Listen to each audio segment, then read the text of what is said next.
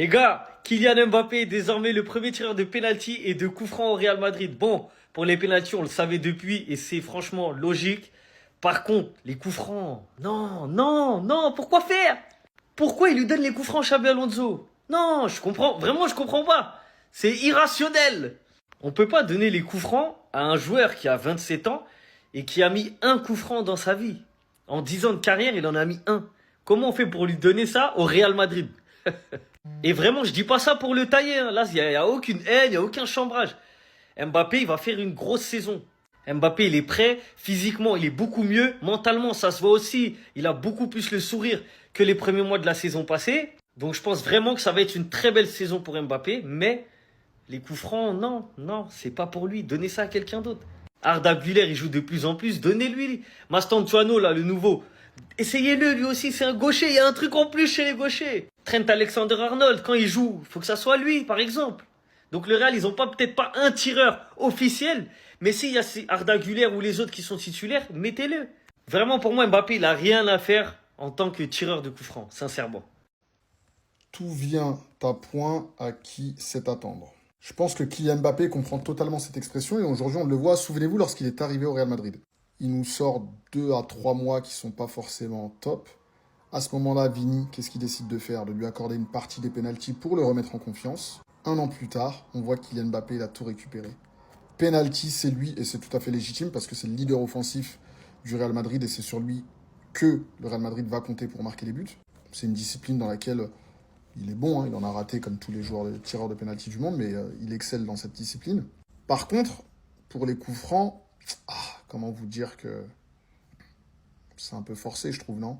Dans un club où tu possèdes Trent Arnold, où tu possèdes Arda Güler, est-ce que c'est Kylian que j'aurais mis? Peut-être pas, mais le Real Madrid a ses raisons que les non-supporters du Real Madrid ignorent.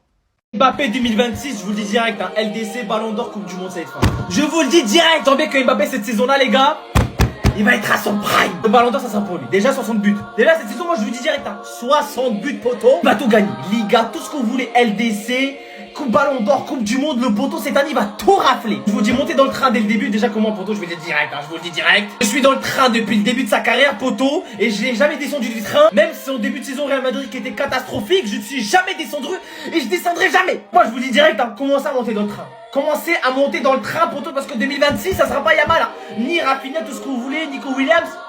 Kylian Mbappé Ballon d'Or. Retenez ce TikTok, hein, enregistré, vous allez voir cette année, c'est pour Mbombé. Il est en feu, Mbappé, faut te calmer. Il démarre la saison avec 3 buts, 2 matchs du Real Madrid, 3 buts, Kylian Mbappé, Kylian Mbappé, Kylian Mbappé. Ce soir, il met un doublé dans le plus grand des calmes pour son 2e match de la saison et il était à ça de mettre le triplé. Je sais pas si vous vous rendez compte les gars en fait là son début de saison comment il commence. Parce que oui, dans le contenu du jeu, je suis d'accord avec vous, c'est pas exceptionnel. Après c'est pas ce qu'on lui demande, c'est un numéro 9. Mais là en fait, le Real Madrid l'a acheté et là tu sens qu'il est en train de prendre les commandes petit à petit. Tu sens que l'attaque du Real Madrid, c'est Kylian Mbappé, c'est le leader d'attaque. Celui qui va marquer les buts, c'est lui. Celui qui tire les pénaux, c'est lui. Celui qui va sans doute finir Pichichi, c'est lui. Le seul capable, je pense, de lui faire la concurrence au niveau des buts, c'est Rafinha, parce qu'il joue tous les matchs au Barça et il marque beaucoup de buts. Franchement, Kylian Mbappé, faut dire la vérité. Après, on attend de voir dans les grands matchs, parce que le Real Madrid, au niveau du jeu, ça joue bof. Je suis désolé de le dire, hein.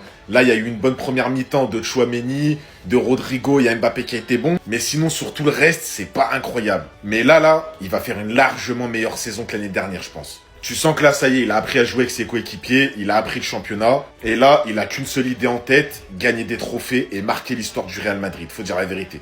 En fait, Kylian Mbappé fera toujours ce qu'il veut sur le terrain. Pendant que nos supporters, on est là à vouloir lui montrer comment se déplacer sur le terrain, il continue à faire la même chose et marquer autant. Pour cette première mi-temps, 1-0 pour le Real Madrid malgré un gros bloc bas d'Oviedo. Après, j'ai envie de dire qui est surpris, ça va être comme ça tout au long de la saison. Cependant, faut quand même reconnaître que le Real Madrid aujourd'hui joue beaucoup mieux que le match précédent. Il y a beaucoup plus d'animation, défensivement on a l'air beaucoup plus solide. Surtout offensivement avec les changements qu'il y a eu, Franco Mastantuono qui presse beaucoup, Rodrigo également. Franco Mastantuono qui d'ailleurs n'a pas tardé à goûter les bizarreries des arbitres en Liga. Parce que oui les amis, pour moi là il y avait penalty. Même là, pour moi, il y avait penalty sur Rudiger. Malheureusement, l'arbitre n'a pas sifflé, c'est pas grave. Au moins, Kylian Mbappé était là pour nous débloquer la situation. Sur une magnifique action en plus de ça, Tchouaméni qui récupère le ballon sur un tacle au milieu. Au début, je pensais qu'il y avait faute, mais en fait, pas du tout. Arda Güler récupère le ballon, il voit Kylian Mbappé, passe en profondeur comme d'habitude, et Kylian Mbappé était déjà prêt à dégainer le contrôle orienté. Le gars, il s'est retourné à une vitesse, il commence à avoir l'habitude de ça. C'est à peu près le même but qu'il avait marqué face à Triol. Le contrôle orienté était juste trop clean. Et juste après, les amis, vous connaissez la suite. Il a dégainé la frappe, c'est rentré. 2 matchs, 2 buts pour Kylian Mbappé. On l'aime ou qu'on l'aime pas, les amis, c'est lui qui nous sauve depuis un moment. La seule chose que moi je lui reproche, c'est qu'il décroche beaucoup trop. Il y a qu'à voir la première mi-temps, le gars il a passé plus de temps à gauche qu'à son poste. C'est pourquoi je vous dis, il fait ce qu'il veut. On a beau le critiquer, mais au final, il finit par marquer.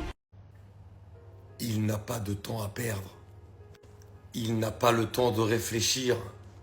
Il n'a pas le temps de compter. Il n'a pas le temps pour vous, tout simplement. Kylian Mbappé a démarré cette saison 2025-2026. On le rappelle, saison post-Coupe du Monde, en général où il aime bien briller, de la meilleure des manières. Totalement intouchable sur le plan de l'attaque, dans les plans de Xabi Alonso, celui qui est d'ailleurs bien le seul, on l'a vu avec notamment le turnover entre Vinicius et Rodrigo, qui a sauvé le Real sur le premier match face à Osasuna et qui sauve encore le Real avec un doublé aujourd'hui.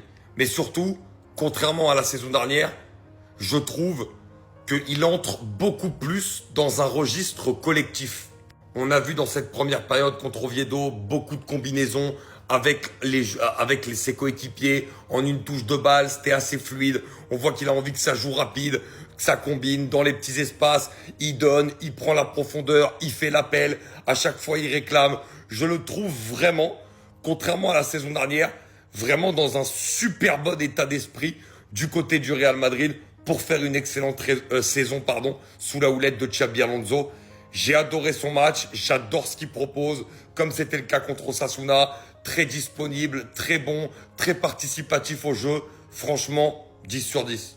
Il ne faut pas avoir peur de dire les choses et de faire comprendre aux gens que si Isaac avait joué ce soir pour Newcastle, ils auraient gagné haut la main. Déjà, il y a quelque chose, moi, que j'aimerais vraiment rendre, à qui j'aimerais rendre la gloire, c'est leur stade.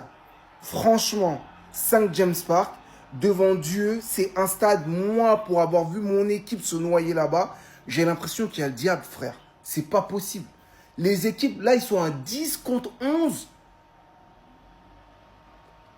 Tu sentais que s'ils en mettaient un, ça allait être la merde pour Liverpool. Le stade, il s'est transformé en un 11e homme. On te montre même les supporters de Liverpool qui sont inquiets alors qu'ils sont à 1 contre plus et qu'il y a 11 minutes de temps additionnel. On te fait un zoom sur les supporters. Les gars, je ne sais pas si vous vous rendez compte. Mais plus sérieusement, c'est vraiment dommage qu'Isaac termine son aventure comme ça parce que je pense qu'en vrai, un gentleman agreement, s'ils en avaient un, je comprends que ça puisse lui faire chier. Mais Newcastle, c'est tellement pas une équipe dégueulasse. En plus, il joue encore la Ligue des Champions de cette année. Moi, j'arrive pas à capter pourquoi il est comme ça. Mais il peut aussi voir à côté et se dire, putain, j'aurais pu être à la place d'Ekitike, j'aurais pu mettre les buts qu'Ekitike met, et peut-être même plus, et sûrement plus, parce que moi, j'ai l'habitude de l'APL.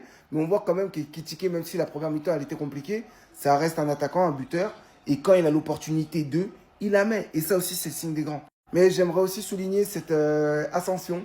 Il a quitté United, tout le monde pensait que c'était un tout droit. Il est parti se refaire une santé à Nottingham Forest. Aujourd'hui, c'est l'un des leaders d'attaque de Newcastle. Il va sûrement se régaler en Ligue des Champions. Ils vont sûrement faire très mal à certaines équipes. Et ne soyez pas étonnés, les gars. Eux, c'est 16e de finale minimum. Eux, c'est dans les 24. C'est dans les 24. Ils ont juste besoin d'un 9 devant. Mais eux, c'est dans les 24. Sûr. Moi, ils m'impressionnent. Ils me font peur. C'est l'équipe que je ne veux pas tirer pour le PSG.